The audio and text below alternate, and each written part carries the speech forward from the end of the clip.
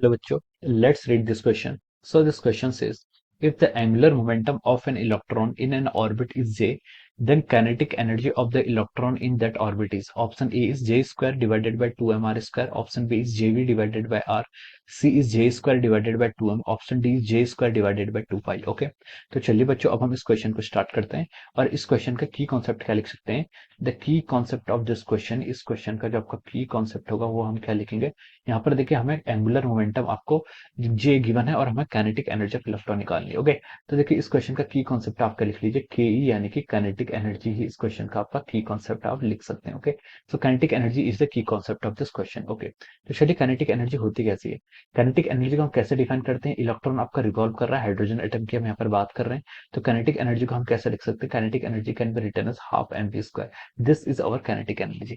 ये क्या आपकी काइनेटिक एनर्जी होती है। ओके, अब देखिए ये आपकी काइनेटिक एनर्जी होती है। हमें पता है कि अगर कोई देखिए, अगर कोई आपका इलेक्ट्रॉन ऐसे रिवॉल्व कर रहा है अराउंड द न्यूक्लियस, ये आपका क्या न्यूक्लियस है और यहाँ पर क्या एक इलेक्ट्रॉन है जो क्या कर रहा है, रिवॉल्व कर रहा है। ओके, अब देखिए इसके करस्पॉन्डिंग हम क्या लिख सकते हैं। देखिए हमारी जो बोहर थ्योरी है, बोहर थ्योरी ने ये कहा था हमारी कि जो आपका इलेक्ट्रॉन होता है वो कुछ सिलेक्टेड ऑर्बिटल में ही क्या करता है, रिवॉल्व करता है और उन्हीं ऑर्बिट में रिवॉल्व करता है जिनका एंगुलर मोमेंटम कितना होता है, जे होता है, which is equal to our MVR. MVR क्या होता है आपका, angular momentum R vector cross P vector होता है, तो यहाँ से हमें एमवीआर मिल गया।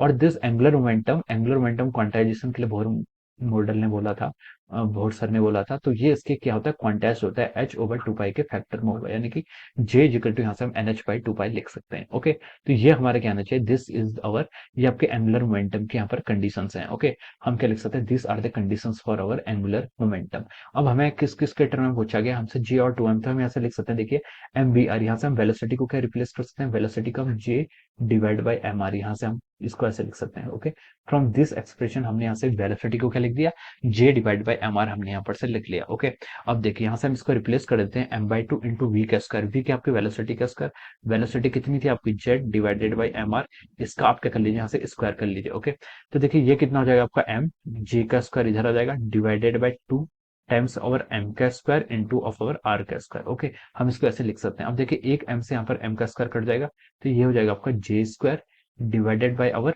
टू, एक से ये कट जाएगा तो आपका कितना बचेगा नीचे आपका two M R square. This will be our kinetic energy, ये हमारी क्या आ जाएगी, काइनेटिक एनर्जी इसके कोरस्पॉन्डिंग आ जाएगी। तो देखिए this will be our final kinetic energy. Kinetic energy के एक्सप्रेशन को हम क्या लिख सकते हैं, J square divided by two M R square, this will be our kinetic energy.